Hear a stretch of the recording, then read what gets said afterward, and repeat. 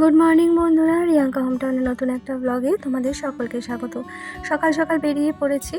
আমি, মা, দিদি তিনজনেই গিয়েছিলাম আজকে আর কি সিটিতেই গিয়েছিলাম। গলা থেকে চ্যানেল করা হবে, ডক্টর বলেছিলেন। অন্য একটা ডক্টর দেখিয়ে ভর্তি করে, ম্যানেজার বলেছে ভর্তি করে ডায়ালিসিস করার কথা। তো সেই যেই মতো কথা সেই মতোই কাজ। মাকে নিয়ে চলে গিয়েছিলাম সকাল সকালে।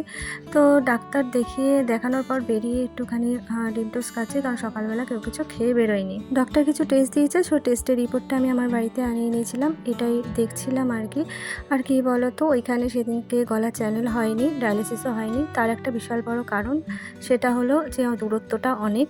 তো বাড়ির সামনেই আমাদের রথতলাতেই একটা জায়গায় আমি কথা বলেছি আর কি, সেখান থেকে ব্লাডের স্যাম্পেল নিয়ে যেতে বলেছে। তো সেই স্যাম্পেলটা দিতে গিয়ে দেখছিলাম এই আন্টি শুয়ে শুয়ে ডায়ালিসিস দিচ্ছে আর কি। এনার একাই আসে, উনি ভদ্রমহিলা, ডায়ালিসিস এখানে ডায়ালিসিস হয়, এবার একাই বাড়ি চলে যায় আর কি। কত বড় মনের জোর বলো তো। তো যাই হোক, দেখে একটু ভরসা পেলাম, তাড়াতাড়ি সুস্থ হয়ে যাবে। তোমরা সবাই প্রে করো। যাই হোক, এইভাবেই চলছে দিনগুলো। আর আমরা সিটিতে করিনি, তার অনেক বড় কারণ আমাদের বাড়ি থেকে মায়ের যে অবস্থা, ট্রাভেল করাটা খুব ডিফিকাল্ট। আমরা মেয়েদের পক্ষে রাত হয়ে গেলে খুব সমস্যা হবে।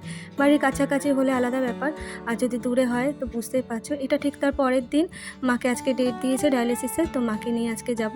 আগের দিন তো ওই ব্লাডের স্যাম্পেলটা দিয়ে এসেছিলাম, কারণ ব্লাড আনা ছিল, মার শরীরে একটু ব্লাড নেই, তো ব্লাড কম ছিল বলে ব্লাডটা চড়াতে হবে। তাই ব্লাড আনার জন্যই আর কি স্যাম্পেলটা আমি জমা দিয়ে এসেছিলাম। নাহলে মাকে নিয়ে আবার আগের দিন পরের দিন মানে দুদিনই ট্রাভেল করতে হতো। কাছে হলেও মা তখন হাঁটতে একটু কষ্ট হচ্ছে, শ্বাসকষ্ট হচ্ছে, তো সেই কারণে মাকে নিয়ে যাইনি, আমি স্যাম্পেলটা নিয়ে গিয়েছিলাম।